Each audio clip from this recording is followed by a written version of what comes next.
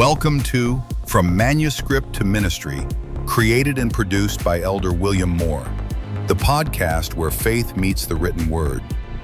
Each week, your hosts David and Martha dive into powerful, self-published books by Christian authors who are boldly using their God-given voices to impact the kingdom. Whether you're an aspiring writer, a reader seeking spiritual growth, or a ministry leader in search of authentic resources, this is your space to be inspired, encouraged, and equipped. Let's explore today's featured book and uncover the life-changing message behind the manuscript. Welcome to the Deep Dive, your shortcut to understanding the insights that truly matters. Hi, everyone. Today, we're setting the stage for what I think is probably the most significant deep dive we can take. We're looking at lasting significance, essential value. Yeah, the deep stuff. Yeah. We're talking legacy. Exactly, but maybe not the kind you can measure easily, like with a house deed or, a bank statement. Yeah. That's absolutely right. We're wrapping up our look at William Moore's devotional guide, Proverbs 31, empowering quotes for everyday motivation. And we're focusing today on the final chapters, right? 11 and 12. That's it. Chapter 11 on endless influence and Chapter 12, timeless inner beauty. These sections, they're really positioned as the definitive blueprint for a meaningful life, according to Moore. So our mission for you today is to go beyond just the quotes on the page. We want to pull out the core insights from these last two chapters. We really need to understand how Moore argues that, that true influence is rooted in others and real value is internal. And how these two ideas together kind of build the framework for an enduring legacy. What's really striking, right from the get-go, is how the text just lays it out there. This powerful statement that true influence, it lives on, often way beyond the external stuff, the achievements the world tends to celebrate. Yeah, Moore seems to fundamentally shift the focus. It's less about what you did, the sort of measurable output. And much more about who you were for other people, the relational deposits you made. Which just sets up a pretty big challenge for our deep dive today, doesn't it? Yeah. Can we really embrace a definition of success that's, largely invisible? That's the question. Okay, let's unpack this. Chapter 11 kicks off with a foundational quote that's not just defining legacy. It feels like a direct challenge to how we normally think about career success, accumulation, all that. The core concept is, it's crystal clear, but it demands a huge shift in how we value our time, our resources, everything. Moore states it plainly. Her legacy is not in what she possessed, but in what she poured into others. It's such a beautifully simple statement, but powerful. It elevates that relational impact above, material inventory. Yeah. And I love how active that phrasing is. Poured into others. It's not static. Exactly. It immediately makes legacy feel less like a fixed thing, like a tally mark on a timeline, and more like an active verb, a relational fluid thing. The process. So if we follow Moore's logic here, legacy is measured entirely by the impact, right? Yeah. And by the deposits made in human connection. Uh-huh. And it has nothing to do with the size of your house, your social status, or even, the job titles on your LinkedIn profile or your eventual obituary. To really get how radical this is, we have to look at the contrast. Moore sets up. He's quite explicit about it. He is. This virtuous woman, yes, she's famous for her actions, her business sense, how she cares for her household, all of that. We've covered that in previous discussions. Right. But the source really stresses that she's not ultimately known just for her incredible work ethic or her strength that you can see or her possessions. So those things are just the means to an end. Moore argues they're more like the scaffolding of her life. They're how she lived, yes, but they aren't the finished structure, the enduring legacy itself. Her real fame, then, her lasting memory, it's fundamentally relational. It's relational, and it endures because it's carried forward by the people she served, the life she touched. Okay, that brings us to the resilience question. We all know fortunes can vanish, right? Market crashes happen. Trends change ridiculously fast. Faster than we can keep up sometimes. So why does the source claim this kind of impact, the one made through personal deposits? Why doesn't that fade with fashion or fortune? Well, because fashion definitely shifts. Market trends, they crash. Fortunes get spent or, diluted over generations. But the unique thing, the resilient quality of this kind of legacy, it's that it resides in the hearts she touched. So it's less like a bank account. Yeah. And maybe more like genetic coding. Think about it. When you pour kindness or faith or wisdom or just genuine encouragement into someone else, that input becomes part of them. It changes how they operate. It literally can change their response mechanisms. It alters their trajectory, potentially. Okay, I see. It sounds almost like behavioral modification, but wrapped in grace. In a way, yes. It changes their path.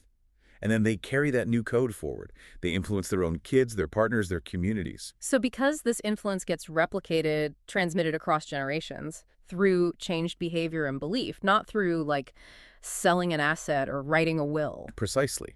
That's why it is, by definition, endless legacy. It becomes a kind of self-replicating system of positive influence, ideally. That is compelling, but let's add some friction. The modern world, I mean, it demands material success just for survival. Oh, absolutely. The pressure is immense. We're constantly chasing deadlines, paying bills, juggling a million things. How on earth do we find the bandwidth to focus on pouring into others? And that's exactly where the core challenge of Chapter 11 lands. It hits hard with this profoundly reflective question for more. What are we pouring into others? It's a confronting question. It's not just a challenge. It's like an immediate audit of our daily outputs, emotionally, relationally, more even outlines the different kinds of deposits we might be making. Okay, what are they? Well, on the positive thing, the source points to things like kindness, faith, and wisdom. These are, intentional, high-value, relational inputs. The inputs that require effort. They require presence, definitely. Yeah. Attention, and often, sacrificing your own immediate needs or wants in that moment. And then we get the reality check. The negative counterpoints that feel so painfully relevant today. Busyness and burnout.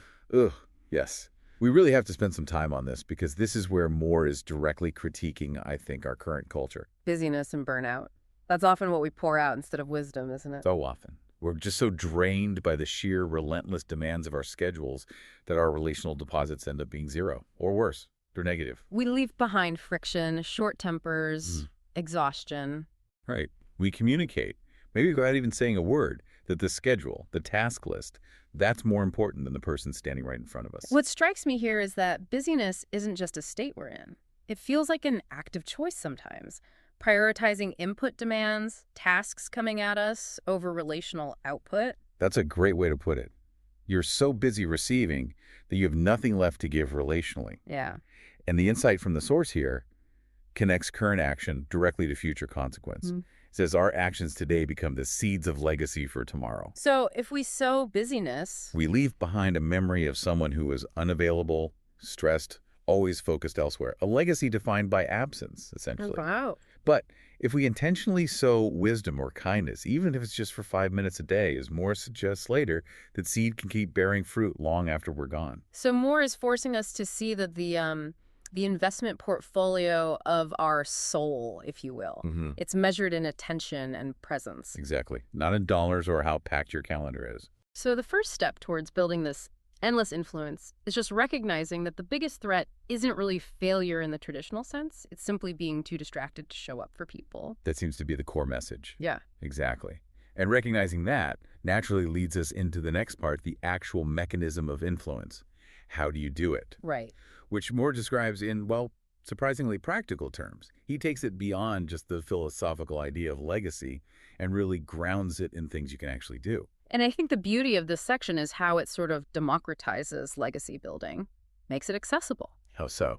Well, we often think of influence as needing, a huge platform, a microphone, a big stage, a corporate title. Right, something grand. But the source really highlights the power of small encouragement and notes that even the smallest acts of encouragement can echo for generations. That really takes the pressure off needing some grand gesture, doesn't it? Absolutely. It's the ripple effect principle, but applying to human connection. Yeah. And Moore really wants us to see the long-term generational payoff. Can you give an example of how that might work? A small act echoing. Sure.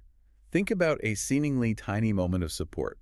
Maybe a teacher takes, 30 seconds to genuinely praise a struggling student's unique drawing style, something others might overlook. Okay. That little bit of validation might just make that student think, okay, my different way of seeing things is actually okay. It might stop them from shutting down creatively. And decades later, maybe that person starts an innovative architectural firm or a successful design studio or anything where that unique vision matters.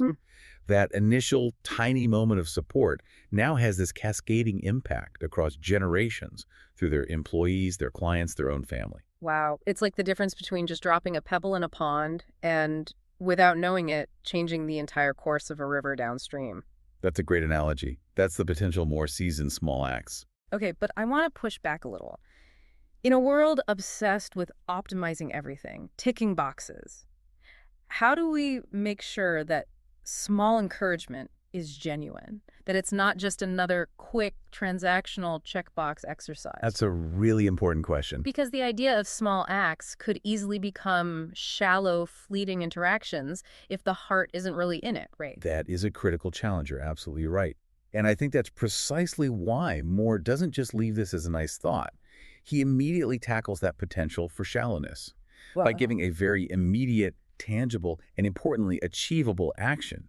Something designed specifically to fight that tendency towards relational inertia or superficiality.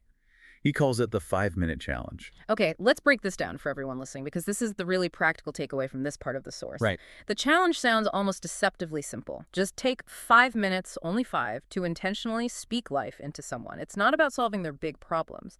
No, not at all. It's purely about intentionality replacing the inertia of busyness. It's about creating one specific moment of pure, positive deposit. And the methods are simple, too, very accessible. What does he suggest? Things like a quick prayer for someone, or sending a thoughtful, personalized text message, something specific to them. And who are the potential recipients? The source casts a really wide net here. It could be your child, your partner, a colleague, maybe a friend you haven't connected with in a while, or even a stranger you notice who seems to be struggling. It really does democratize legacy building then, because the barrier to entry is just 5 minutes of focused, intentional attention. Anyone can find 5 minutes, hopefully. And this is where we need to look closely at the label. Moore gives this simple activity, he calls it, that's legacy work. Why assign such huge value to something so brief? Legacy work sounds so significant. I think it's because it directly bypasses those big structural problems we talked about, busyness and burnout. In that 5-minute window, you ensure the deposit being made is intentionally positive. It's faith or kindness or wisdom, hopefully untainted by the stress of your task list. It's a deliberate investment of attention. A non-negotiable, intentional investment. It proves, in Moore's view, that legacy isn't only built in grand projects or, epic life achievements. It's built in the accumulation, the aggregate of these small, repeated investments of genuine affirmation and support. So the intentionality is what makes the action sacred, almost, regardless of how short it is. That seems to be the idea. And if you actually committed to doing that 5 minutes every single day, over a year, that's 365 intentional moments of positive influence that would completely undermine a potential legacy defined only by absence or stress. Exactly. It transforms this potentially overwhelming concept of building a legacy into a measurable daily task. It establishes a practice. And practice is really the only way to solidify those deeper qualities that Moore then focuses on in the next chapter, the internal architecture that makes that 5-minute action feel genuine and heartfelt rather than just, transactional. That's a perfect bridge. So if influence is the external overflow, what's the internal structure that actually creates that endless stream? We move to the final chapter, chapter 12. Here, the source shifts the focus entirely inward. It addresses the qualities that define lasting value, lasting beauty, and the core theme is this really clear mandate. Her beauty isn't loud, it's lived. This statement really completes the picture of the virtuous woman Moore has been building. It provides the anchor for everything else. How so? Well, the source argues that the glow of this woman, it kind of comes full circle in this chapter. It's the validation that all those external achievements we discussed, the work, the industry, the good reputation, they were actually the point of her life. They were just the expression of something deeper. Exactly. They are the authentic expression of a profound internal reality. It's a really necessary emphasis on the internal over the external, especially given the pressures of our modern, very visible world. Okay, so if her beauty isn't loud, if it's not trying to get attention, not based on physical looks or some fleeting trend, what is it based on fundamentally? The source identifies the core driver as heart posture. Heart posture. That's a term that feels like it needs some unpacking. What does Moore mean by that? Yeah, heart posture is maybe the most critical term in this whole final section. It's not talking about a temporary feeling, like being happy one day and sad the next. Okay. It speaks more to your inherent orientation toward the world, your fundamental disposition, the place from which your thoughts and actions consistently flow. Like your default setting. Sort of. It's the deep underlying set of beliefs, maybe biases, and definitely the intentional commitments that determine how you react. How you react to pressure, to success, to failure, to everything. So Moore is basically saying, true, lasting beauty is the actual architectural blueprint of her inner life. Something stable, designed to weather storms. Precisely. It's stable and designed. That's powerful. It suggests that if your heart posture is, say, gratitude, then your external expression will tend towards kindness, even when you're stressed. Right. Or if your default heart posture is anxiety, maybe your outward expression is that constant busyness, regardless of how much external success you actually achieve. Okay, I get it. And Moore gets very specific about the durable materials used in building this internal architecture. He breaks down the qualities of this lived beauty, giving us 4 key characteristics that make up that enduring inner glow. We probably shouldn't rush past these. They sound like the real substance here. They really are. They form the internal commission, as he calls it later. Okay, let's look at each one. The first 2 often seem linked. Quiet courage and gentle wisdom. Yeah, quiet courage. That's crucial because it distinguishes real resilience from just, recklessness or maybe even loudness. How so? It suggests a strength that doesn't need to boast. It doesn't need constant validation. It certainly isn't looking for confrontation. It acts when principle requires it. Like a moral backbone that stands firm without needing to make a big show of it. Exactly. It stands firm in adversity but doesn't generate unnecessary drama around it. And then gentle wisdom. That means having intelligence, having insight, but always tempering it with empathy. So it's not just about being right. No. It's knowing the right thing, maybe, but delivering it with the kindness and humility the other person needs to actually hear it and receive it. It's understanding the human element, not just having the facts. That makes sense. Okay, and the next pair seems to focus more on endurance. Faith under fire and peace that passes understanding. Yes, faith under fire speaks directly to that resilience piece. This isn't the faith of convenience, when everything's going great. Right. This is the faith that stays operational, that still functions when circumstances are tough, chaotic, maybe even devastating. It implies a really deeply rooted spiritual system that doesn't just shatter when external structures start to collapse. And the peace that passes understanding. That feels like the ultimate sign of true internal alignment, doesn't it? It's that ability to maintain composure, focus, a sense of non-reactivity, almost regardless of the level of chaos swirling around you externally. It signals a reliance on something deeper than just the immediate situation. Yeah, a foundational reliance that goes beyond circumstance. Okay, these 4 qualities, quiet courage, gentle wisdom, faith under fire, peace, they're clearly not things you can just buy or apply like makeup. Not at all. They have to be forged, developed over time, practiced consistently. Which leads directly to the source's conclusion about where this real value, this beauty comes from. It comes from what she believes and how she behaves, right? Not just how she looks. That's the ultimate statement on self-worth within this framework. What you choose to believe fundamentally shapes your behavior. And your consistent behavior over time defines that internal architecture, your lived beauty. It completely disconnects true value from appearance or physical ability or even what other people think of you. Completely. And if you connect this back to Chapter 11 about influence, it becomes really clear why her influence is described as endless. How so? Because her influence is simply the natural overflow of these established internal timeless qualities. You can't consistently pour wisdom into others if you haven't first quietly cultivated it within yourself. Right, you can't give what you don't have, essentially. Essentially. Yeah. And the source then takes a necessary pause here to place this internal focus in contrast with, well, modern life. Yeah, what's the critique there? The source's observation is pretty sharp, quite critical. We live in a culture obsessed with the surface. Hard to argue with that. No. It's a critique of the modern aesthetic where visibility, superficial achievements, getting instant external validation, that's king. Our economy rewards the immediate, the visible, the loud. But Moore offers a counterfocus, a definitive counterfocus that really grounds the whole devotional. But God is always developing the soul. Okay, so that implies an ongoing process. An ongoing, internal, and often very quiet process that completely ignores those superficial demands of the culture. The work is developmental, it's persistent, and it's entirely focused on the unseen core, the source of that quiet courage and gentle wisdom we talked about. It fundamentally shifts the focus again, doesn't it? Away from achieving some kind of external perfection. And towards achieving continuous growth and deep resilience in the spirit, in the soul.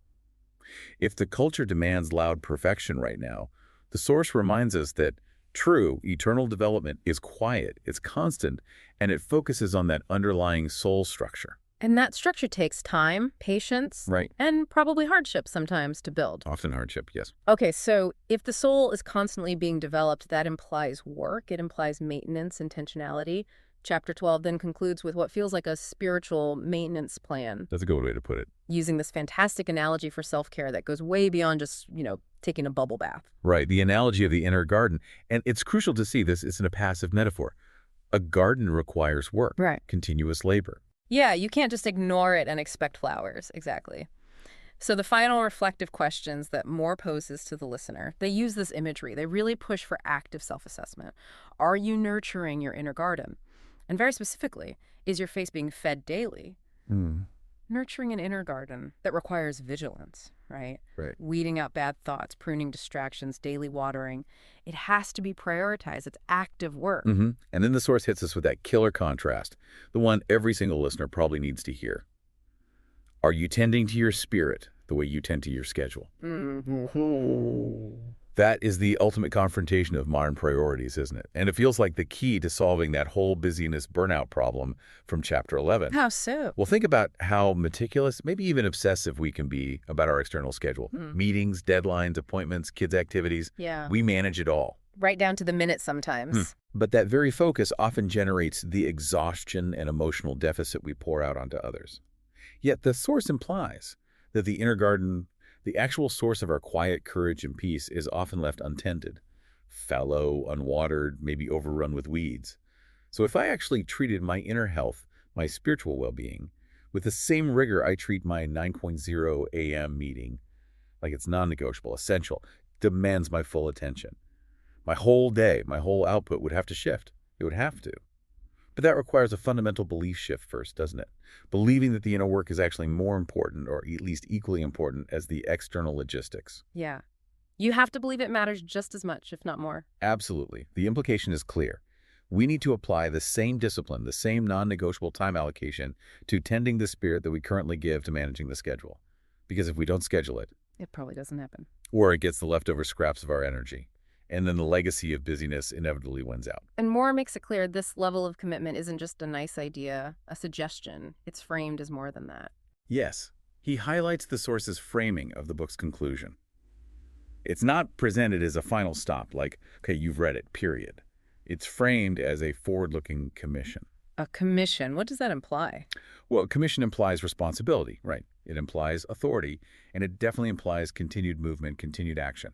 So the virtuous life isn't a destination you reach when you finish the book. No, it's a way of living that demands action after the book is closed. Yeah. You've been equipped, Moore seems to say, and now you need to go and act on it. And to make that commission really actionable, Moore then lists specific practical capabilities, things he attributes to the listener, reminding us we're still equipped for this journey, no matter our age or situation. Yeah, he focuses on 3 really active roles that define the living expression of this cultivated inner beauty. He emphasizes the continuous output of that nurtured soul. What are they? Your hands can still build, your voice can still comfort, and your heart can still guide. Build, comfort, guide. It means that you, the listener, having nourished that inner garden, you're now empowered to engage with the world. Using your unique talents, that's the building. Using your relational maturity, that's the comforting. And using your inner wisdom, that's the guiding. So these are the visible outputs of that internal heart posture we talked about, ensuring the legacy of influence actually continues. Exactly. It keeps it active, keeps it flowing outward. And finally, the source pulls it all together. A powerful synthesis of influence and rootedness. This feels like the ultimate takeaway from the whole text. It really ties the 2 final chapters together perfectly. The final premise is stated as, your influence can be endless when rooted in God. Endless influence when rooted. Yes. The endless nature of the legacy described in Chapter 11, the pouring into others, it's presented as entirely dependent on that stable internal architecture, beauty, and faith developed in Chapter 12, the tended inner garden. So without that deep root, the influence just doesn't have the resilience. It won't last through time or changing fortunes. That's the argument. The influence lives on because the source of that influence is presented as eternal and something that needs to be diligently maintained through that inner work. Wow. That was quite a journey through Moore's architecture of lasting value. If we just step back for a second, try to synthesize the key takeaways. It's really clear Moore's text completely redefines success, doesn't it? It moves it from the external column way over to the internal ledger. Yeah, legacy really gets boiled down to two core pillars in these chapters. First, that intentional pouring into others, those deposits of kindness, faith, wisdom, often through small, deliberate acts like that 5-minute challenge. Okay, that's pillar one. And second, that eternal value comes from inner beauty, which isn't superficial, but defined by those forged qualities like quiet courage and gentle wisdom. The external work, the influence, it's really just the evidence of that internal commitment. Yeah. And the source leaves us with some powerful affirmations, too, grounding this commission in a sense of inherent worth. The constant reminder seems to be, your value is eternal, your voice matters, your faith matters. And I think, perhaps most beautifully, that your quiet strength, that internal stuff, is actually the most reliable kind. And it is noticed, it's not forgotten. The final aspiration, then, is this vision where the legacy lasts precisely because the Spirit reflects that true internal glory. Yeah, it's a real encouragement to pursue the unseen work first, because that's presented as the only solid foundation for any kind of enduring external impact, something far surpassing anything you could just list on a resume. But I want to circle back to that really fascinating contrast more, Drew, the one between tending to your spirit and tending to your schedule. Yeah, that one hits hard. We talked about how our daily scheduled commitments often lead to those negative deposits, busyness, burnout. If true legacy, according to Moore, is built on what we pour into others, how often does the very structure of our hyper-scheduled lives actively contradict the time needed to nurture that quiet courage and gentle wisdom the source advocates for? I think that contradiction is often silent, but potentially catastrophic for the kind of legacy Moore describes. When we consistently prioritize the schedule, which is usually reactive, driven by external demands over the spirit, which requires proactive internal discipline, we are, maybe unintentionally, structurally guaranteeing the failure of that deeper legacy. Can you give an example? Well, if you schedule, say, a high-stakes business meeting for 3 hours, meticulously prepare for it, but you only manage to allot maybe 5 minutes of exhausted silence at the very end of the day to feeding your faith or cultivating inner peace. You're sending a clear message about priorities, even just to yourself. You're prioritizing the external yield, the logistical demand from your boss or client, over the internal resilience, the spiritual demand of your own soul, as Moore might put it. So the provocative thought for listeners then becomes, what tangible shifts would actually result if we genuinely started treating the maintenance of that inner garden with the same non-negotiable rigor we apply to our most critical external appointments? It would require a huge mental reclassification, wouldn't it? Seeing spiritual maintenance not as a luxury, but as high stakes, essential infrastructure for everything else. So instead of fitting it in if there's time, It would mean actually scheduling, say, 30 minutes for intentional solitude or prayer or faith study, and then treating a phone call trying to interrupt that time the same way you'd treat someone trying to barge into a vital client presentation. as a disruption to non-negotiable work. Exactly. This shift means the inner garden work stops being a luxury for when everything else is finally done and becomes the essential fuel required to successfully and healthily execute everything else on your schedule. It suggests that the real legacy work doesn't just begin when we send that 5-minute text. No. It actually begins when we carve out the hour needed to cultivate the quiet courage and gentle wisdom that ensures that text is genuine, full of substance, and truly life-giving. Absolutely. I think the final challenge from William Moore isn't just to read or understand these principles. It's to actually live them out by fundamentally reprioritizing that internal investment. The source material serves as this resounding reminder that you are called to build, comfort, and guide. And that whole journey towards a truly lasting legacy, it starts quietly, right there, within your own heart posture. Thank you for joining us today on From Manuscript to Ministry. If today's featured book encouraged, challenged, or inspired you, we invite you to take the next step, purchase a copy, and support the author behind the message. When you invest in their work, you're not just buying a book, you're sowing into good ground and helping advance the kingdom of God through faith-filled storytelling. Don't forget to subscribe, follow, leave a review, and share this episode with someone who needs it. Your support helps these powerful voices reach even further. Until next time, keep reading, keep writing, keep praying, and keep walking boldly in your calling. God is still turning manuscripts into ministries.